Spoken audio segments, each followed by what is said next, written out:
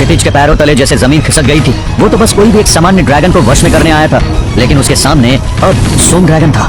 अब क्या होगा आगे? क्या सोम ड्रैगन के साथ क्षितिज की आत्मा का संबंध बन चुका है? आखिर वो शत्रु कौन है जिन्होंने क्षितिज के परिवार को, साम्राज्य को तबाह कर दिया? अरे देखो, मंदिर की सीढ़ियों पे ड्रैगन उस बच्चे को छोड़ गया। मंदिर की सीढ़ी पर अचानक एक ड्रैगन जाने कहां से आया और एक बच्चे को छोड़ दिया। ड्रैगन की वजह से किसी की भी हिम्मत उस बच्चे को छूने की नहीं हो रही थी। रानी माँ, इस बच्चे को ड्रैगन छोड़ गया, इसे उठाना खतरे से खाली नहीं होगा। आप ठीक नहीं कर रही हैं। एक दुधमुहे बच्चे से कैसा डर, कैसे खतरा? ये तो जीवन का प्रतीक है। तुम लोग भले इसे ना छुओ। मैं इसे भगवान का आशीर्वाद समझकर अपने साथ ले जाऊंगी। ये कहकर रानी उसे अपने राजमहल ले गई। राजा नरवीर सिंह और रानी केतकी ने पूरे दिल से उस बच्चे को अपना लिया और उसका नाम रखा क्षितिज। क्षितिज सच में एक तेजस्वी और अलौकिक बच्चा था। जैसे जैसे उसकी उम्र बढ़ रही थी, उसकी शक्तियां भी बढ़ती जा रही थी। 17 साल की छोटी उम्र में ही वो शक्ति के 10वें लेवल पर पहुंच गया था। जिस दिन वो 10वें स्तर पर पहुंचा, उस दिन महाराजा नरवीर सिंह ने पूरे नगर को दावत दी। पूरा नगर फूलों से सजा हुआ था, ढोल नगाड़े बज रहे थे। उसी दिन नवांगन साम्राज्य में एक अनहोनी घटना घटी। जाने कहां से एक आग का गोला आया और साम्राज्य के बीचों बीच आ गिरा। जोरदार धमाका हुआ, चारों तरफ अफरा तफरी मच गई। अगली ड्रैगन ने हमला कर दिया है महाराज। तभी महल के पीछे से दो विशालकाय ड्रैगन आते हुए दिखे। उन दोनों ड्रैगन ने एक साथ हुंकार मारी। दोनों के मुंह से आग के गोले निकले। जहां गिरे वहां धमाका हो गया। क्षितिज, तुम अपनी बहनों को लेकर किसी सुरक्षित जगह पर चले जाओ। नहीं पिताजी, रणभूमि छोड़कर भागना ये क्षत्रिय धर्म नहीं होता। क्षितिज, ये अग्नि ड्रैगन बहुत बलवान हैं, हम इनका सामना नहीं कर सकते। मैं 10वें स्तर का योद्धा हूँ पिताजी। ये ड्रैगन की शक्ति 30वें स्तर जितनी है। तुम यहाँ से जाओ और अपने आप को इनसे भी ज्यादा बलवान बनाओ। तभी एक ड्रैगन उनकी तरफ आए और एक हुंकार भरी। उसके मुंह से निकला आग का गोला उनकी तरफ आने लगा। महाराज ने तुरंत ही क्षितिज को दूर धकेल दिया। क्षितिज दूर जाकर गया। तभी वो आग का गोला आकर महाराज पर गिरा और अगले कुछ ही पलों में महाराज और उनके सैनिक जलकर राख हो गए। क्षितिज भी उस समय बेहोश हो गया और उसकी शक्तियों का स्तर गिरकर शून्य पर आ गया। नहीं! चिल्लाता हुआ क्षितिज उठकर बैठ गया। उसने आसपास देखा तो वो किसी टूटी फूटी झोपड़ी में था। उसे कुछ समझ नहीं आ रहा था कि उसके साथ क्या हुआ। और वो आग बरसाते हुए अग्नि ड्रैगन वो कहाँ गए? तभी उसकी बहन अमृता अंदर आ गई और उस टूटी पलंग पर बैठे अपने भाई को देख आगे बढ़कर उसे गले लगा लिया। मेरे भाई, आखिर तुम्हें होश आ ही गया। क्या मैं बेहोश था? हाँ, उस दर्दनाक हमले के बाद तुम 1 साल तक बेहोश थे।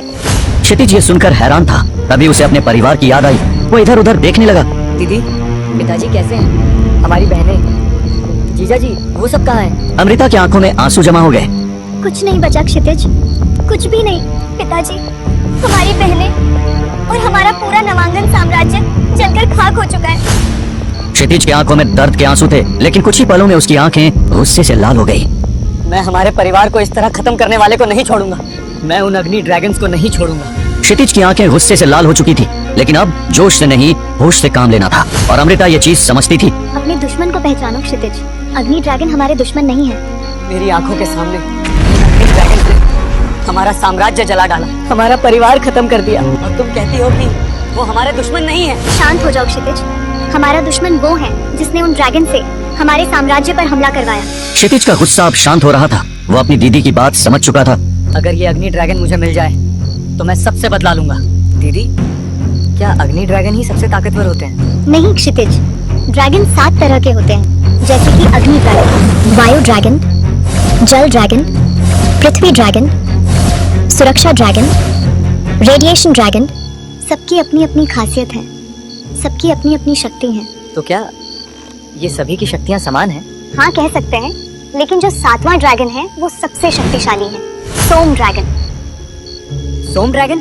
हाँ, लेकिन सोम ड्रैगन को पाने की क्षमता हर किसी में नहीं होती। दुनिया में बस 10 लोगों के पास ही सोम ड्रैगन्स हैं। लेकिन दीदी, ये ड्रैगन कहाँ मिलेंगे? यहाँ से 200 मील दूर उत्तर में एक पर्वत है, ड्रैगन पर्वत। वहीं हमें ये सारे ड्रैगन मिलेंगे। दीदी, हम आज ही उस पर्वत की ओर निकलते हैं। अमृता और क्षितिज मीलों का सफर तय करते हुए इस ड्रैगन पर्वत पर आ पहुंचे थे। हफ्तों से चला हुआ उनका यह सफर आज पूरा हुआ था। दोनों थके हुए थे, पसीने से लथपथ थे, लेकिन चेहरे पर खुशी थी। और उनके सामने था वो ड्रैगन पर्वत, एक हरियाली से भरा हुआ पर्वत। यहाँ हर तरह के शक्तिशाली ड्रैगन पाए जाते थे। क्षितिज बस देखता रह गया। कुछ बड़े आकार के विशालकाय थे तो कुछ बिल्कुल छोटे कबूतर के आकार के थे। दोनों उस जंगल के रास्ते से आगे बढ़ने लगे। क्षितिज की नजरें अभी भी आसमान में उड़ रहे ड्रैगन पर थी। पूरी दुनिया से अलग अलग राज्य के राजकुमार और राजकुमारी ड्रैगन वश में करने के लिए इस पर्वत पर आते थे। उसी में से एक थी राजकुमारी प्रियंका। क्षितिज और अमृता के कपड़े देख वो उनका मजाक उड़ाने लगी। लो जी, अब तो भिखारी भी आ गए ड्रैगन को वश में करने। अमृता और क्षितिज ने उनकी तरफ ध्यान नहीं दिया। अब मैं तुम्हें ड्रैगन को वश में करने की विधि दिखाती हूँ। अमृता ने उस ड्रैगन की आंखों में आंखें डालकर देखना शुरू किया। ड्रैगन भी उसकी तरफ देख रहा था, जैसे वो सम्मोहित हो गया था। फिर अमृता आगे बढ़ी। अपनी कमर पर लटके चाकू से उसने अपनी उंगली काटकर उस ड्रैगन के मुंह के सामने बढ़ा दी। उंगली से खून की बूंद नीचे गिर रही थी कि तभी ड्रैगन ने अपनी जुबान बाहर निकालकर उस बूंद को चख लिया। उसके साथ ही अमृता और उस अग्नि ड्रैगन के शरीर में सुनहरे रंग की ऊर्जा उत्पन्न होने लगी। अमृता को पीड़ा में देख क्षितिज आगे बढ़ने लगा, लेकिन तभी अमृता ने उसे हाथ से इशारा कर रोक दिया। क्षितिज वहीं रुक गया और आश्चर्य से देखने लगा। अमृता और अग्नि ड्रैगन के बीच एक लाल रंग की तार बन चुकी थी।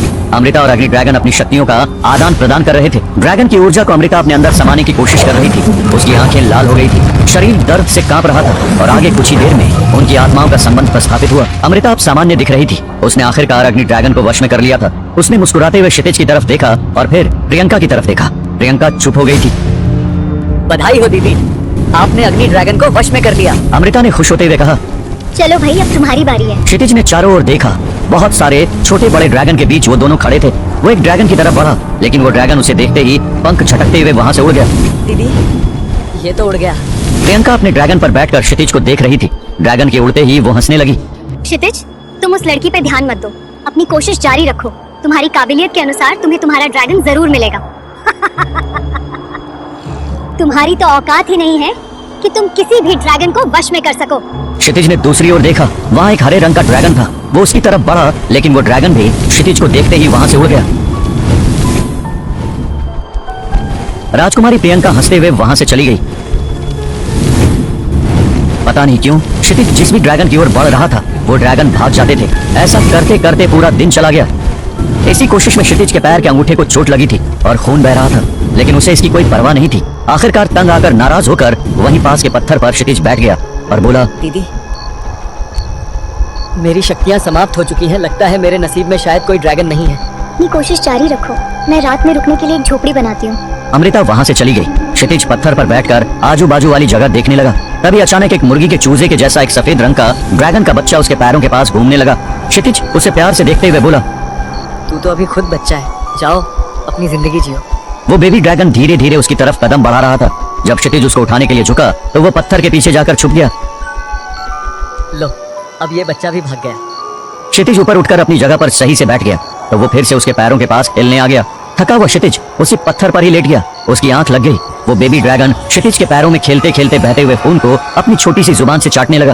क्षितिज को नींद में ऐसा लगा कि उसके अंदर एक अजीब सी शांति आ गई है। उसे अपना शरीर हल्का महसूस होने लगा। उसके अंदर ऊर्जा संचार होने लगा। तभी वहाँ अमृता आ गई। उसने उस बेबी ड्रैगन को क्षितिज के पैर के पास उसका खून चाटते हुए देखा। क्षितिज चौंक कर उठा। उसने देखा कि अमृता उस सफेद बेबी ड्रैगन को डर कर देख रही है। क्या हुआ दीदी? क्या इस बेबी ड्रैगन ने तुम्हारा खून चाटा? क्षितिज ने अपने अंगूठे की तरफ देखा। उसकी चोट पूरी तरह से ठीक हो चुकी थी। शायद हाँ दीदी, लेकिन हुआ क्या? ये कोई आम ड्रैगन नहीं है। ये ड्रैगन जाति में से सर्वोच्च जाति का सर्वशक्तिशाली सोम ड्रैगन है। क्षितिज के पैरों तले जैसे जमीन खिसक गई थी। वो तो बस कोई भी एक सामान्य ड्रैगन को वश में करने आया था, लेकिन उसके सामने अब सोम ड्रैगन था। अब क्या होगा आगे? क्या सोम ड्रैगन के साथ क्षितिज के आत्मा का संबंध बन चुका है? आखिर वो शत्रु कौन है जिन्होंने क्षितिज के परिवार को, साम्राज्य को तबाह कर दिया?